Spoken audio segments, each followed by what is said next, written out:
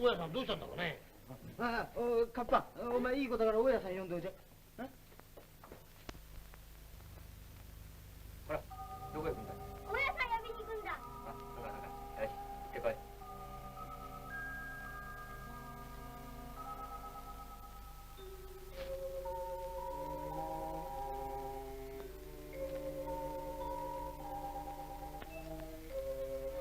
Cinema of Japan before 1945 is a chapter that remains a clouded mystery in the history of film.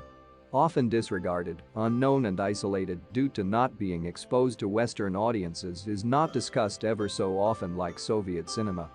The Kanto earthquake of 1923 was a devastating blow and consumed Tokyo, Yokohama and surrounding prefectures. Moreover, it is estimated that over 142,000 people lost their lives and over 40,000 were reported missing. In addition to that, murders, robbery and crime that broke out on the ashes of what has remained.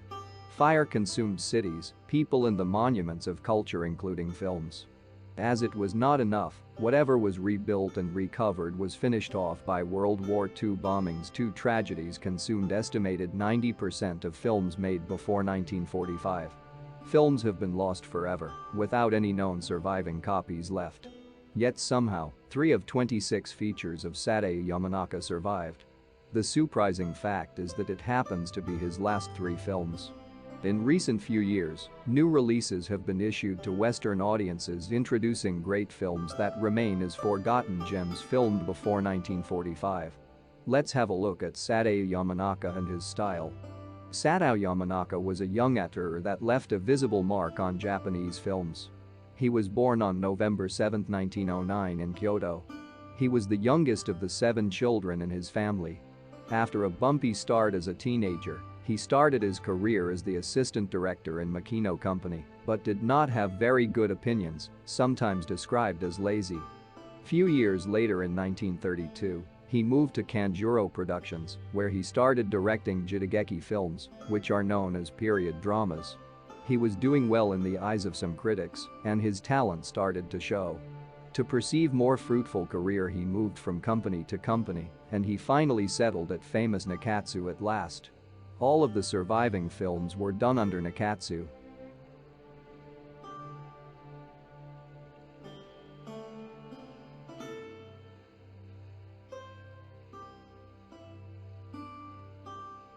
The first surviving film is Tanjio Seisen, The Million Ryo Pot.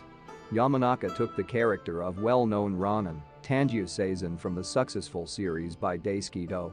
He decided to make it his own. Our Ronin, rather serious figure with a tragic past, is pretty much a slacker and even vulgar kind of guy. Yamanaka stripped him off a serious and overdramatic tone and made him down-to-earth person. He hangs out at the parlor and pretty much does nothing most of the time. That does not mean he is not virtuous. He can be if he wants to, as he takes a little boy under his wing.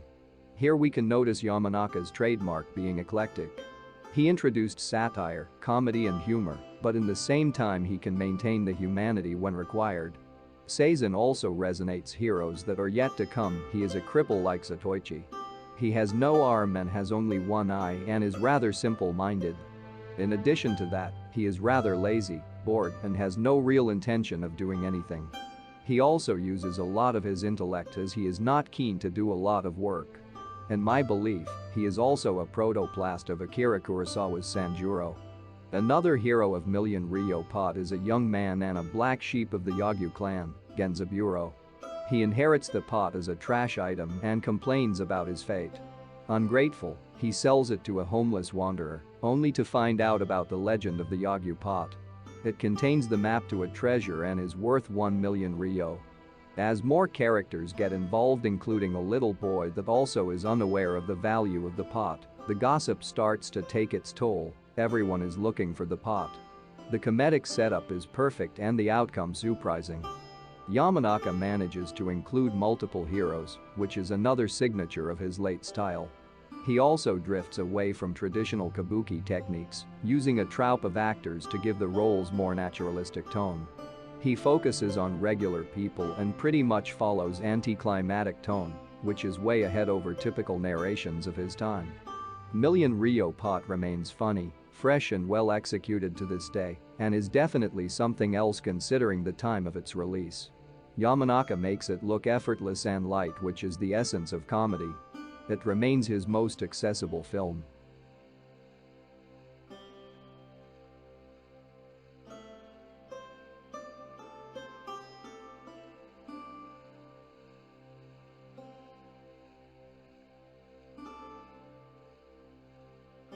Yamanaka's next movie, Priest of Darkness, based on the kabuki play, is much more like combination of a noir film and jidaigeki drama. Shot in low light, it is set in slums and dark quarters of Edo. This time, he also employs Zenshin's haute troupe of actors and very young, yet not known to masses, Satsuko Hara herself. We follow a theft of a knife by a thief Hirataro, which happens to be a matter of life and death. The incident sets off the unfortunate strings of events for everyone that gets involved. As the night advances, we can see gamblers, street hustlers and thieves in motion. We see the streets. The dark side of Edo. We see the night. We see the struggle.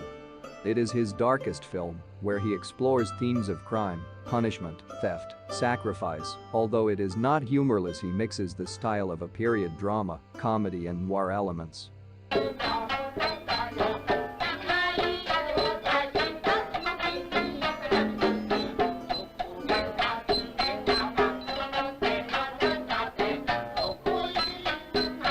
Where Million Rio Pot is a comedy blending genres, Priest of Darkness hits rather bitter tone. His last work, Humanity and Paper Balloons, remains bittersweet.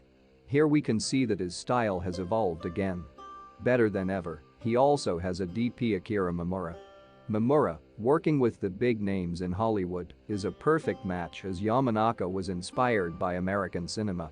One more time, we have two main characters.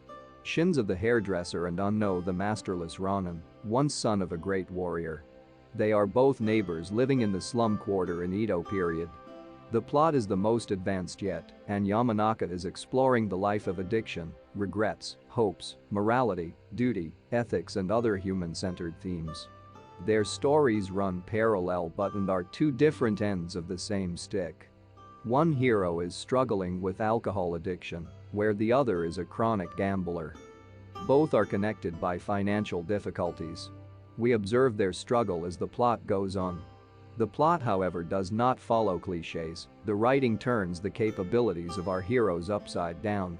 In this regard, the writing advances, exploring themes that are yet to come many years later. No one is a hero, and no one is a villain. It is a humanity that can remain in the end. Yamanaka's world is the one that we can immerse ourselves in. We can see commercial elements. Streets are full of gang members, ordinary citizens and tradesmen. We wake up and sleep with town. The movie is a masterclass on limiting a dialogue, the art that recently has been left out in favor of quick editing and music. Static scenes let the viewer contemplate, acknowledge and wonder.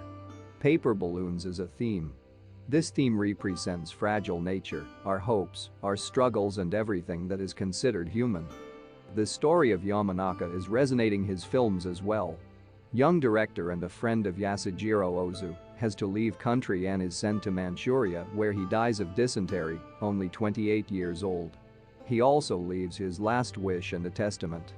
Please make good movies. His will that I believe was fully fulfilled, considered how much he inspired the giants of Japanese cinematography that were yet to come. Leading the example beyond the greatest.